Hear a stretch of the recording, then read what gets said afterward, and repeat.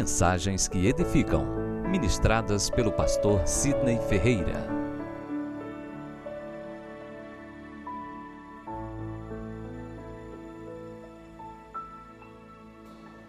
Queridos, vamos abrir a Bíblia em Gênesis capítulo 4,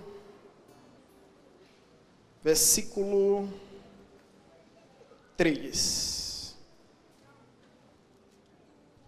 Conforme já foi dito, as primícias fazem parte de uma festa muito importante em Israel. Festa essa que foi instituída pela lei para ser celebrada entre o povo de Deus. As grandes festas de Israel são 7, são elas tabernáculos, a festa da trombeta, a festa da expiação, a festa dos pães asmos, a festa dos Pentecostes, a festa da Páscoa e a festa das primícias.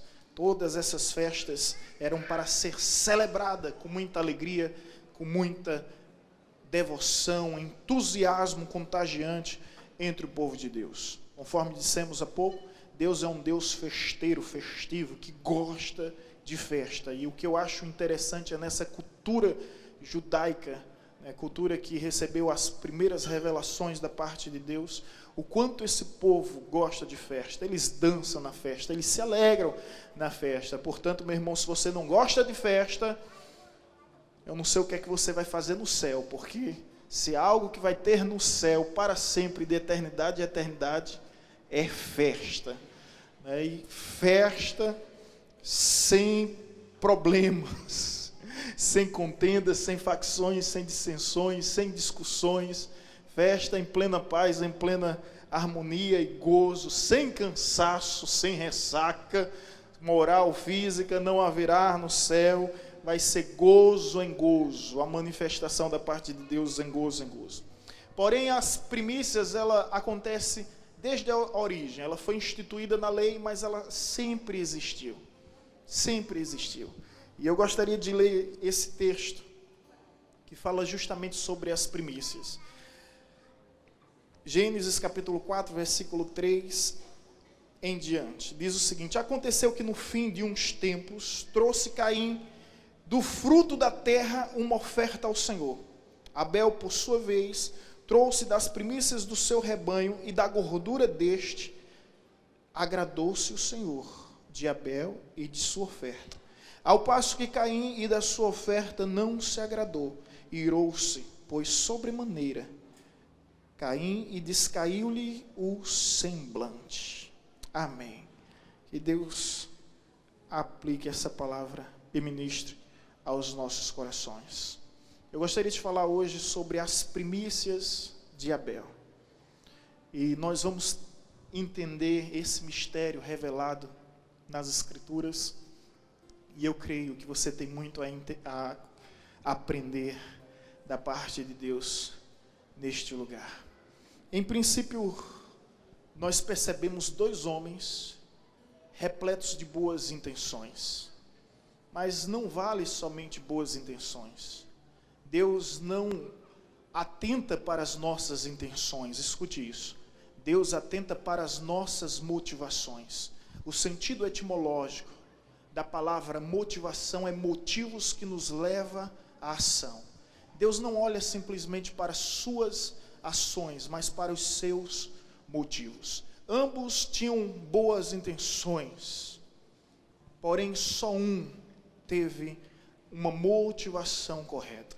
A Bíblia nos diz que ambos ofereceram um sacrifício a Deus, ambos ofereceram uma oferta ao Senhor. No entanto, um foi aprovado e outro foi reprovado. Alto lá, e Deus reprova a oferta, é aí onde se encontra o mistério. Deus aprova e reprova. Em sua soberania, Ele se agrada e se desagrada. E isso, logo no início da história, nos faz compreender que o culto que oferecemos a Deus não é da nossa forma, não é do nosso modo, não é da nossa maneira. Afinal de contas, essa foi a primeira lição que Deus deu a Moisés.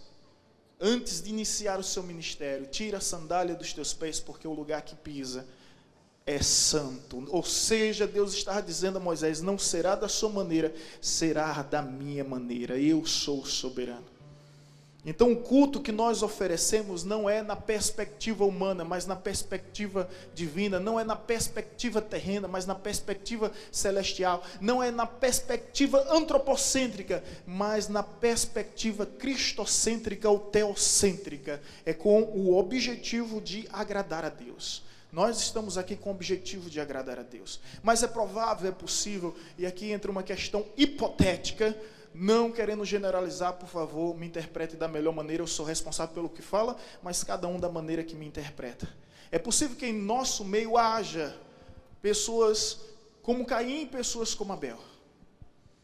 E ambos aqui estamos trazendo a nossa oferta ao Senhor, a oferta da nossa vida, a oferta do nosso tempo, a oferta não somente a oferta dos nossos bens. Mas Deus não está aqui simplesmente atentando para as nossas intenções, mas para as nossas motivações. Quais são os motivos que nos levam a uma ação? Por que nós estamos aqui? Ou melhor, a pergunta seria: por quem nós estamos aqui? Não simplesmente o porquê, não simplesmente o para quê, mas sobretudo por quem nós estamos aqui. Ao passo de determinado tempo, a Bíblia nos diz que esses se compareceram diante do Senhor, Caim e Abel. Meus filhos conhecem muito bem essa história. Eles sabem no que resultou essa situação. Não sei se você já chegou a refletir dessa forma, mas por causa de uma má compreensão acerca das primícias, 1/4 da humanidade foi exterminado. Quem exterminou 1/4 da humanidade? Caim. Ao matar Abel, ele se tornou o maior exterminador da história da humanidade. Só havia a sua família: Adão, Eva, Caim e Abel. Caim foi movido por uma inveja descontrolável. Inveja é terrível, gente. Inveja é algo terrível. É um demônio que nós temos que expulsar da nossa vida. Porque o invejoso, ele não quer o que você... Ele não quer algo parecido com o que você tem. Ele quer o que você tem. Essa é a postura do invejoso. Ou seja, ele não quer um trabalho parecido com o seu trabalho, ele quer o seu trabalho. Ele não quer uma casa parecida com a sua casa, ele quer a sua casa. Ele não quer um carro parecido com o seu carro, ele quer o seu carro. Ele não quer uma mulher parecida com a sua, ele quer sua mulher. Aqui para ele. O invejoso é terrível. E Caim teve inveja de Abel porque Abel agradou a Deus. E o texto segue dizendo o seguinte, no versículo 6, logo o versículo posterior que foi lido: então lhe disse o Senhor: por que andas irado e por que descaiu o teu semblante? Se procederes bem, não é certo que será aceito. Gente, que coisa tão forte. Se procederes bem, não é certo que serás aceito. Se todavia procederes mal, eis que o pecado jaz à porta. O teu desejo será contra ti, mas cumpre a ti dominá-lo. As tuas tentações serão contra ti, mas cumpre a ti dominá-la. Os teus desejos serão contra ti, mas cumpre a ti dominá-lo. Nós temos domínio sobre os nossos desejos. Nós temos domínio sobre esses sentimentos pecaminosos. Ele não nos domina, mas somos nós que o dominamos. E o texto é incrível quando diz bem assim: se você fizer o que é certo, você também será aceito. Então você não precisa invejar ninguém, você precisa se inspirar nas pessoas. Procurar pessoas que sejam referências, que sejam exemplos, e se inspirar nas pessoas. Sabe por quê, meu irmão? Deus não faz clone, Deus não faz sósia, Deus não usa sombras, nem réplicas. Deus tem um propósito na sua vida e na sua história. Eliseu compreendeu isso, e apesar de se inspirar e de respeitar Elias diante do Senhor, ele disse: eu quero porção dobrada da unção que há na vida de Elias, o meu mestre, porque se é para a glória do teu santo nome, eu sei que é possível, e é isso que eu quero. E isso agradou não somente a Deus, como também a Elias. Então você se inspira nas pessoas, não precisa invejar. Caim, ao invés de se inspirar em Abel, ele foi dominado, consumido, devorado pela inveja. A inveja que resultou em ódio, e o ódio que levou a matar o seu irmão de uma forma tão desumana, tão execrável, cruel. Simplesmente apunhalou o seu irmão justamente pelas costas. Que cena tão trágica. E aí acontece o primeiro homicídio da Bíblia. Mas a pergunta que vem ao caso é porque Deus aceitou a oferta de Caim, ou melhor, a oferta de Abel, e rejeitou a oferta de Caim. Se você prestou bem atenção no texto, gente, a Bíblia é incrível, porque nas entrelinhas tem as revelações. A Bíblia nos diz: agradou o Senhor de Abel e da sua oferta. Desagradou o Senhor de Caim e da sua oferta. Antes de Deus olhar para a oferta, Ele olha para o ofertante. Antes de Deus olhar para as suas mãos, Ele olha para o seu coração. Não basta ter simplesmente boas intenções. Temos que ter a motivação correta. E eu fico me imaginando nessa situação. Porque o Caim, ele pega os frutos da terra. Escute, me acompanhe. Ele é lavrador. Então ele arou a terra. Ele semeou. Ele regou. Ele colheu os frutos. E agora ele coloca em um cesto lindo. Um cesto lindo, cheiroso. Não é? As frutas não são assim? Bonito, colorido, cheiroso diante de Deus.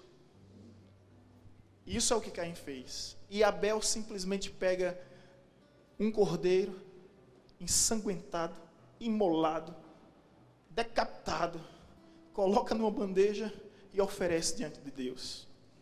Queria fazer uma pergunta às meninas que estão aqui, às mulheres. Qual desse cenário vocês preferiam? Imagine uma surpresa no dia dos namorados. Ou no dia de bodas de casamento. Você simplesmente abre a porta do seu quarto e está lá. Uma cesta de frutas linda, maravilhosa, colorida, cheirosa. Ou simplesmente um animal morto, ensanguentado, fedido, porque cadáver, carne dada aos vermes, já no processo de putrefação, decomposição. Uau, sangue fede, horrível. Qual você preferia? Venhamos e convenhamos, né? É lógico que todos aqui preferiam um cesto de frutas. A pergunta é: por que Deus preferiu a oferta de Abel e recusou a oferta de Caim? O próprio texto explica. Vamos ler o versículo 4. Gênesis 4:4. Assim está escrito: Abel, por sua vez, trouxe das primícias do seu rebanho. Abel era pastor. Caim era lavrador. Abel traz as primícias. Essa versão diz: Abel, por sua vez, trouxe as partes gordas das primeiras crias do seu banho. As primícias. O que Deus requer de mim, de você, é justamente as primícias. As primícias do nosso tempo. As primícias das nossas palavras. Como é que você acorda, gente? Se você acorda pegando logo o celular entrando no WhatsApp, meu Deus, você deve ser muito infeliz. Você acorda pegando logo o jornal para saber o noticiário do dia, meu Deus, você deve ser infeliz demais. Se você acorda e vai ligar logo a TV para ver os noticiários, meu Deus, como você é infeliz.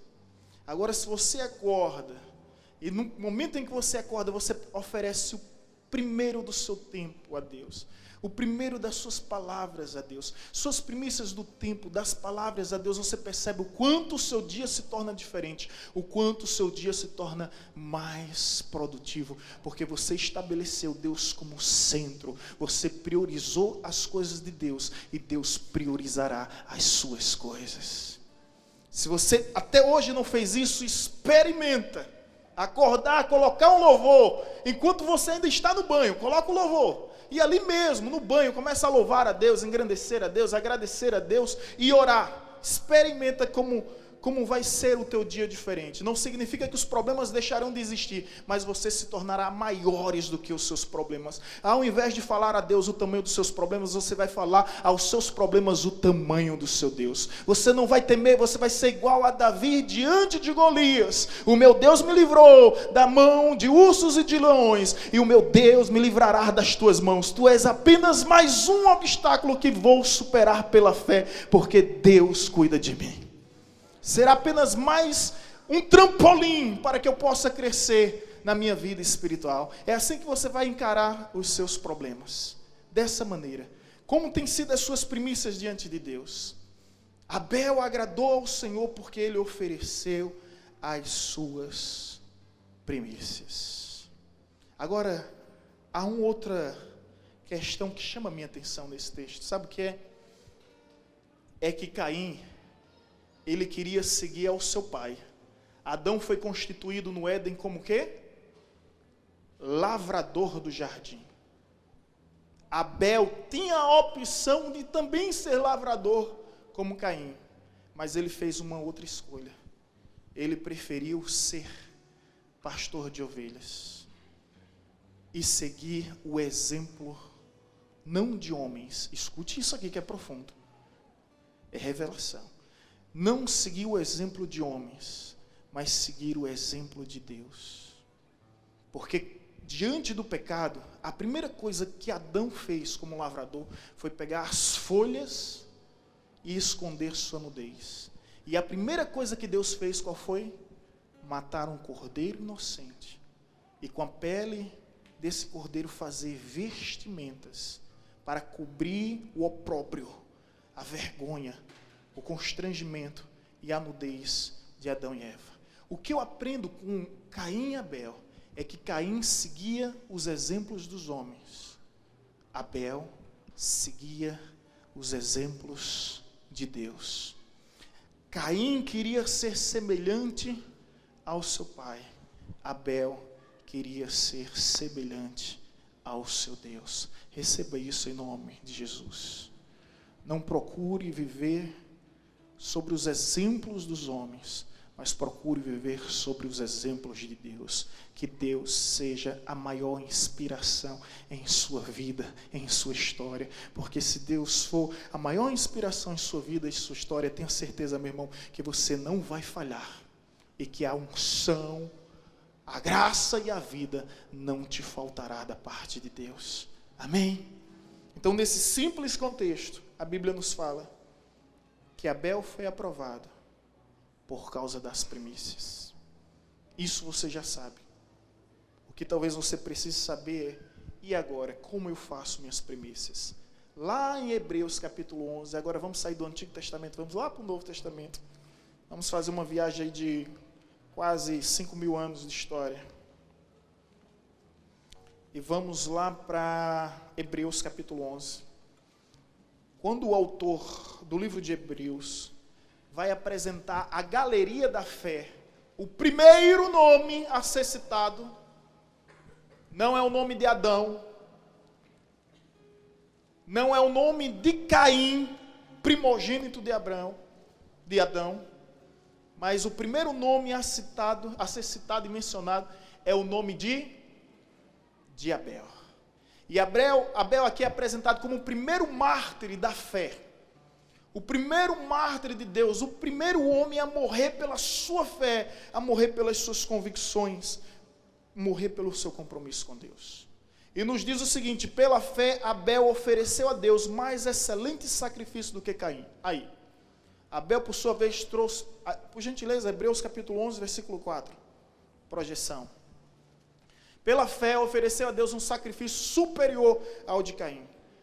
Então, como devem ser as nossas primícias? Em primeiro lugar, o autor do Hebreus levou 5.000 anos para revelar esse mistério a mim, a você, a nós. A nossa primícia tem que ser por fé. Pela fé. Isso faz toda a diferença em nossa vida. Não é para cumprir uma agenda estabelecida pela igreja. Não é para cumprir uma programação, um calendário baseado no planejamento da nossa igreja, mas é movido pela fé. E deixa eu te dizer uma verdade: nós somos ofertantes a Deus pela fé, nós somos dizimistas a Deus pela fé, e não há outra forma de explicar a não ser pela fé. Existem assuntos que são espirituais, e os assuntos espirituais só são compreendidos através da fé. O homem natural não entende as coisas de Deus porque elas se discernem espiritualmente. Então é pela fé que a gente ora, é pela fé que a gente lê a Bíblia, é pela fé que a gente jejua, é pela fé que a gente vem à igreja. E as pessoas procuram às vezes alguma razão nisso e não encontram, porque a fé realmente transcende toda razão.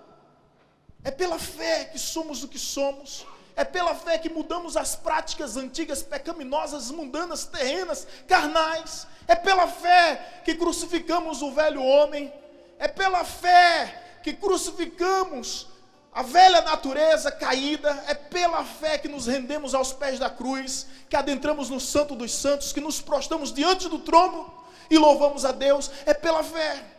Vida com Deus só se explica de uma forma pela fé. E a Bíblia vai nos dizer em Hebreus capítulo 11 que sem fé é impossível agradar a Deus, porque é necessário que todo aquele que se aproxima de Deus creia que Ele existe e torna-se recompensador daqueles que o buscam. Deus não despede ninguém de mãos vazias. Deus não desampara nenhum dos seus filhos. Portanto, tenha certeza que se você chegou até Ele, você será recompensado.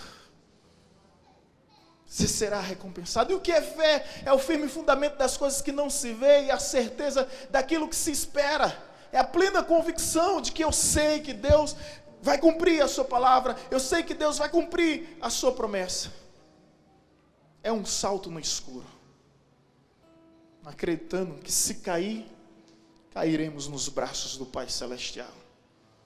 Nossos filhos toda hora nos dão um exemplo de fé.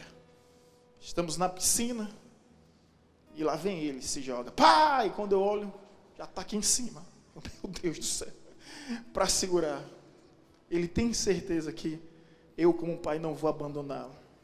Eu como pai não vou deixá-lo, não vou desampará-lo. Eu como pai vou fazer tudo para segurá-lo, para protegê-lo. E às vezes eles me ensinam mais sobre fé do que os próprios teólogos que eu leio e que eu acompanho. E fé é justamente isso. Como diz uma canção, é viver perigosamente. Abel ofereceu as primícias pela fé. Simplesmente pela fé. E nós oferecemos essas primícias a Deus por esse mesmo motivo. Pela fé. Pela fé que nos leva a entender que Deus é digno de toda honra, de toda glória, de todo louvor. Pela fé que nos leva a compreender que essa é a sua vontade. Pela fé que nos faz conhecer verdadeiramente o princípio da sua palavra, onde nos diz Mateus 6,33, buscai, pois, em primeiro lugar o seu reino, a sua justiça, e as demais coisas serão acrescentadas. Quando eu me dedico às coisas de Deus, Deus se dedica às minhas coisas. Quando eu me dedico a trabalhar para Deus, Deus se dedica para trabalhar para nós. É isso que a Bíblia nos diz. As demais coisas serão acrescentadas. Não precisamos viver ansiosos, preocupados, porque as demais coisas serão acrescentadas em nossas vidas.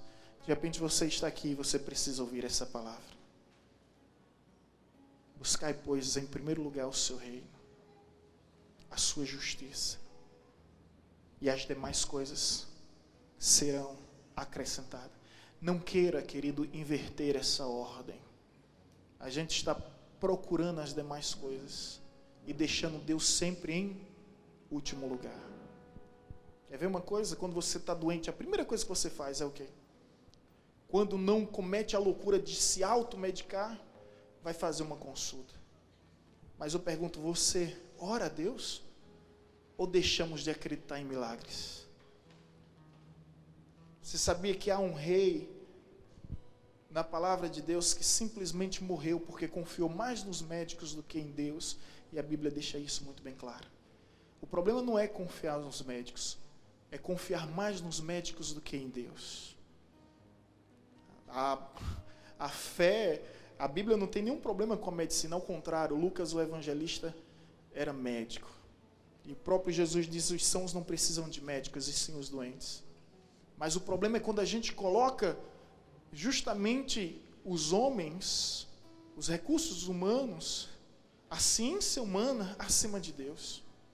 Quando você está com um problema de ordem financeira, quem é que você procura? Você dobra os seus joelhos, pede direção a Deus? Ou deixa Deus em último lugar? Primeiro lugar que a gente vai procurar uma linha de crédito, não é, gente? Desculpa meus irmãos que trabalham no banco.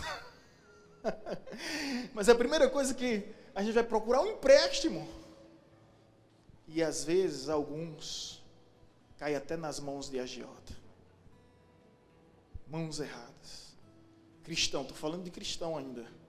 E eu pergunto, será que você em algum momento dobrou seu joelho, orou, buscou em primeiro lugar o reino de Deus, a sua justiça, porque você pensa que está resolvendo o seu problema, quando na realidade você está agravando o seu problema. E aí torna-se perigoso. Então, meu irmão, se você quer oferecer suas primícias, eu vou te dizer uma coisa aqui. Pela fé. Não pense você que Deus vai aceitar a sua oferta de qualquer forma. Antes dele olhar para as suas mãos, ele olhará para o seu coração. E se não houver fé no seu coração, deixa eu te dizer uma verdade. Não vai ter valor nenhum a sua oferta. Você pensa que Deus é um mendigo?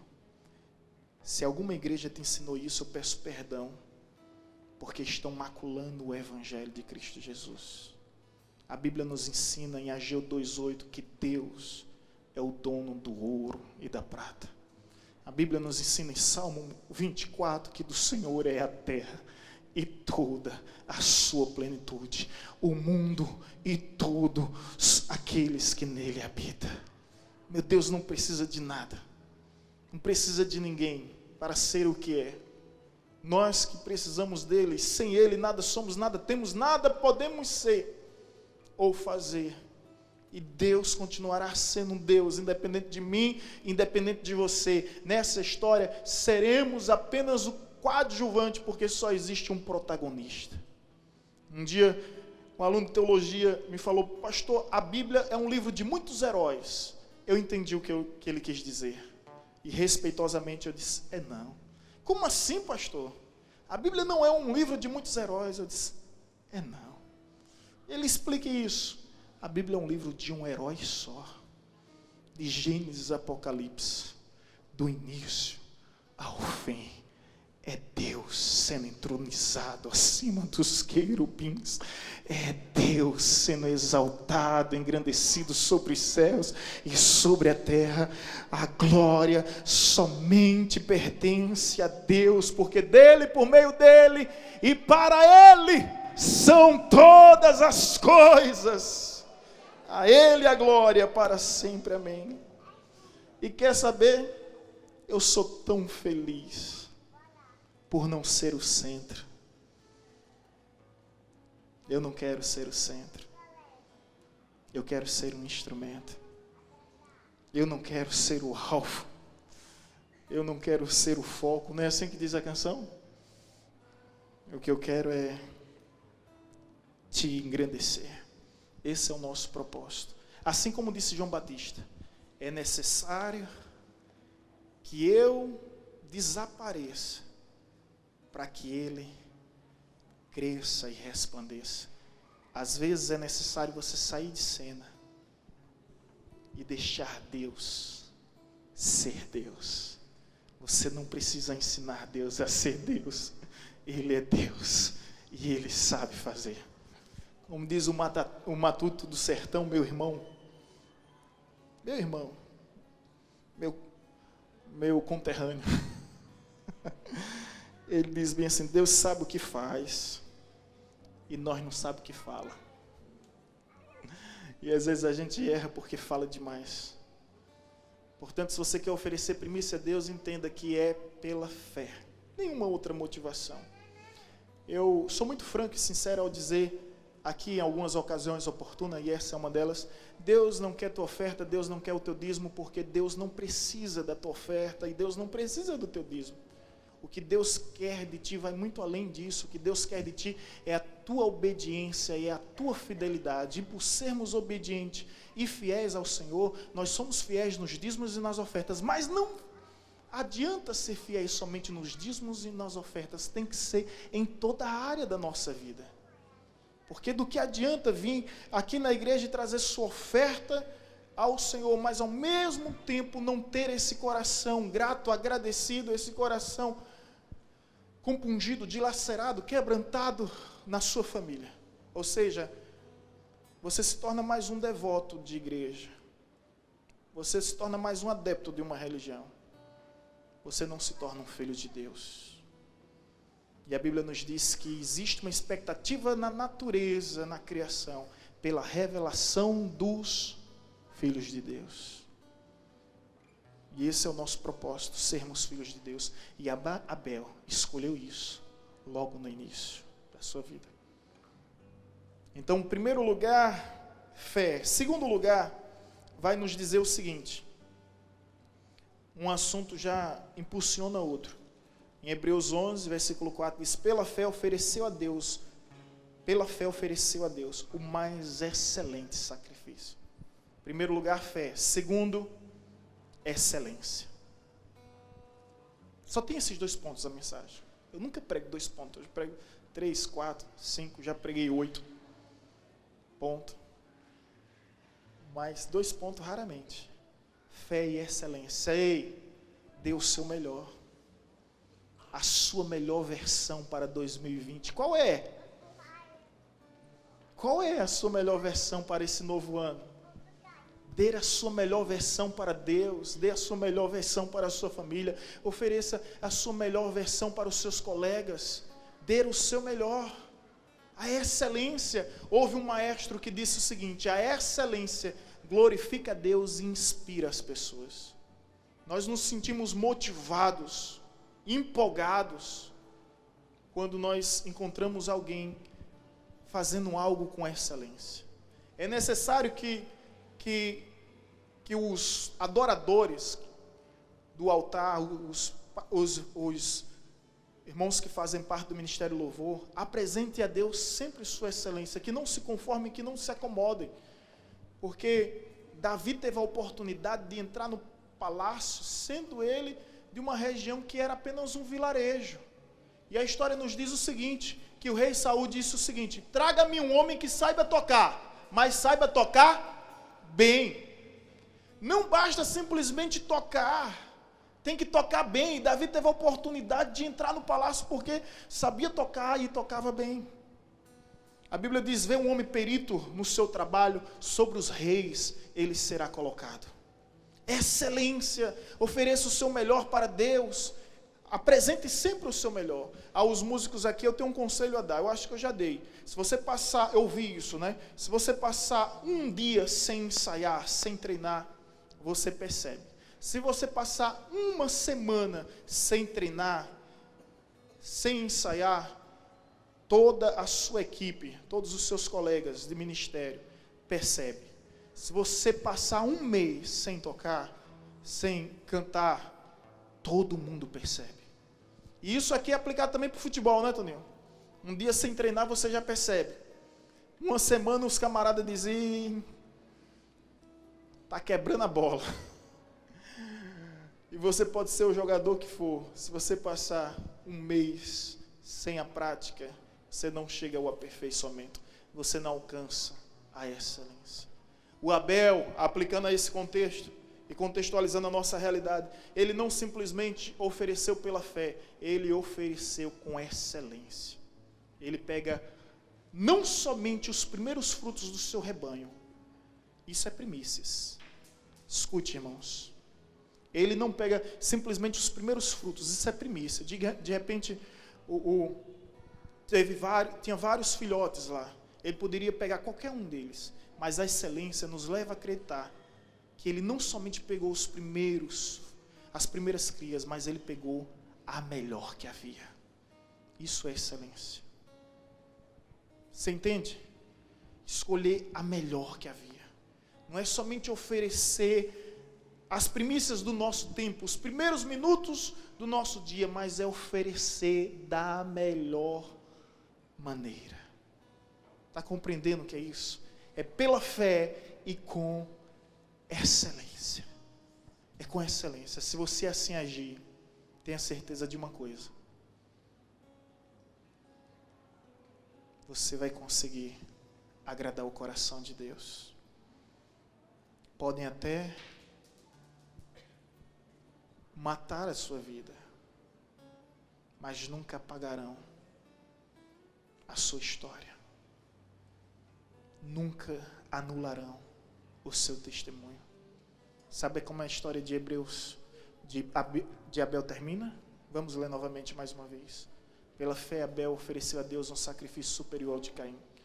Pela fé, ele foi reconhecido como justo, quando Deus aprovou as suas ofertas, embora esteja morto, por meio da fé. Embora esteja morto, mas por meio da fé, ainda fala. E eu não sei quanto a você, mas eu consigo ouvir a voz de Abel, que reverbera em toda a história, ultrapassando décadas, séculos e milênios e chegando até mim aqui, agora, até você. E de repente você pode dizer: está maluco, pastor? Que voz é essa que o Senhor está ouvindo? É a voz do seu testemunho, é a voz do seu grande exemplo. Essa minha versão vai dizer o seguinte: pela fé, Abel ofereceu a Deus o mais excelente sacrifício do que Caim, pelo que obteve testemunho de justo, tendo a aprovação de Deus quanto às suas ofertas. Por meio dela também, mesmo depois de morto, ainda fala. Agora olha bem para mim, um detalhe que faz toda a diferença. A Bíblia não tem registro algum, nenhuma menção de uma palavra sequer mencionada por Abel. Um homem cuja vida falou mais alto do que a sua voz, cuja história jamais se apagará, cujo exemplo permanecerá e se perpetuará para sempre. E aqui estou, quase 7.000 anos depois, falando que depois de morto, ele ainda fala.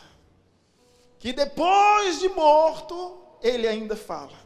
Que isso significa que podem até matar as nossas vidas, mas jamais apagarão a nossa história. Isso é legado. Há uma diferença exorbitante, estratosférica de legado para herança. Herança é aquilo que você deixa para as pessoas. Legado é aquilo que você deixa nas pessoas. Herança de Abel, nenhuma. Legado de Abel, imensurável, inenarrável, indescritível. É o legado de Abel. E é esse legado que eu quero para a minha vida.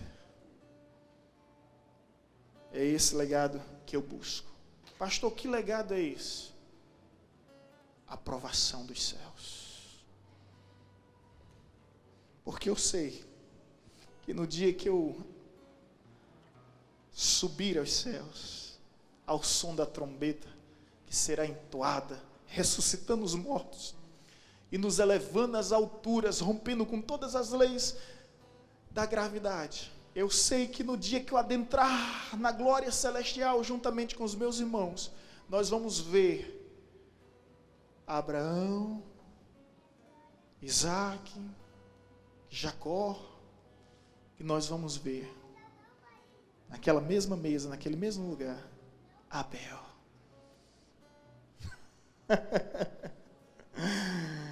Abel. E o que foi que ele falou? O que foi que Abel falou? Nada. O que foi que ele fez? Tudo. Não é isso que está escrito? Deixa eu ler só mais uma vez, tá, irmãos? Que a tradução ali é um pouco Não, está na tradução. Quando Deus aprovou as suas ofertas. Mas essa tradução aqui diz melhor. Olha o que é que ela diz. Hebreus 11, versículo 4. Pela fé, Abel ofereceu a Deus mais excelente sacrifício do que Caim, pelo qual obteve testemunho de ser justo, tendo a aprovação de Deus. E agora, meu irmão, a pergunta é: quem é você nessa história? Caim ou Abel? Sarinha conhece a história de Caim e Abel? Conhece? Quer contar pra gente, filha? Agora não, né, filha?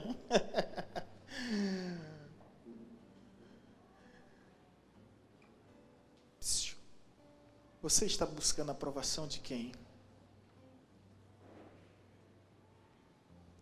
De Deus ou dos homens? O que realmente importa para a sua vida? Agradar a Deus ou agradar aos homens? Fazer a vontade de Deus ou a vontade dos homens? Como você sabe, Caim foi punido e foi banido da história.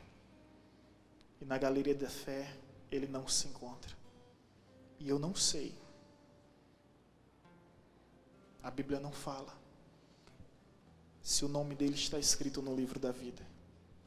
Mas de uma coisa nós bem sabemos, que Abel se encontra como o primeiro nome escrito no livro da vida, como o primeiro nome na galeria dos heróis da fé, como o primeiro nome entre os mártires da fé.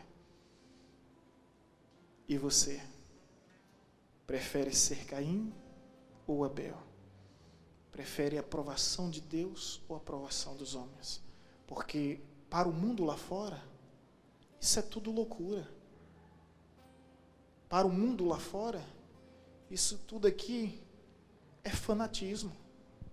Para o mundo lá fora, isso aqui não tem nenhum valor, isso aqui não tem nenhum sentido. Aí fica a palavra do ímpio,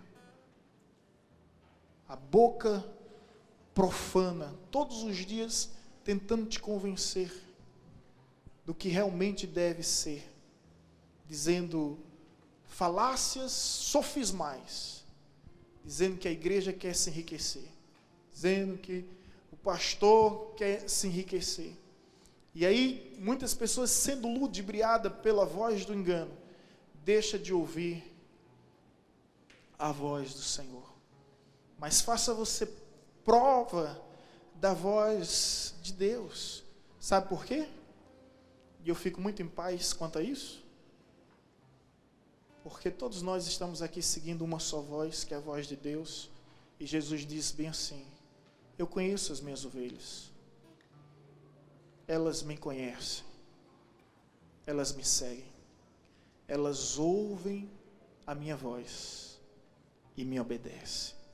Quem é a ovelha de Deus no meio desse arraial, vai ouvir a voz de Deus e vai obedecer ao seu Senhor. Amém, meus irmãos? Vamos nos colocar em pé em nome de Jesus.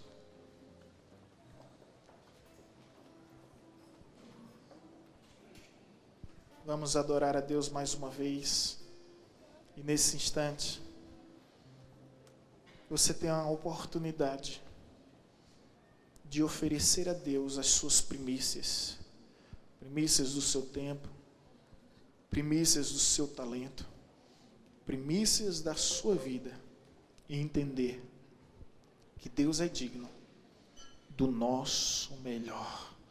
Louvado seja seu nome.